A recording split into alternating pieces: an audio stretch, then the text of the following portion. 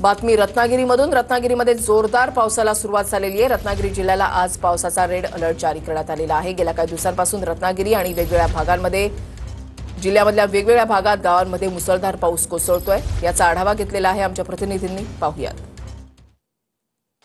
रत्नागिरी जिल्ह्यामध्ये मुसळधार पावसाला सुरुवात झालेली आहे। मी सध्या रत्नागिरी शहरामध्ये उभा आहे आणि जो मुसळधार पाऊस जो आहे तो रत्नागिरी शहरामध्ये पडताना पाहायला मिळतोय। रत्नागिरी शहरामध्ये जे पाणी पातळी जी आहे म्हणजे सकल भागांमध्ये देखील पाणी साचायला सुरुवात झालेली आहे। शहरामध्ये मुसळधार पावसाने सुरुवात केलेली आहे। मंडणगड, दापोली, चिपळूण या भागामध्ये आज पावसाचा रेड अलर्ट जारी करण्यात आलेला आहे। त्यामुळे हवामान खात्याने दिलेल्या इशाऱ्यानुसार जिल्ह्यामध्ये आज मुसळधार पाऊस पडण्याची शक्यता आहे प्रचंड। त्यामुळे इथलं जे जनजीवन जे आहे या मुसळधार पावसाने बरेच ठिकाणी विस्कळीत झालेलं पाहायला मिळालं।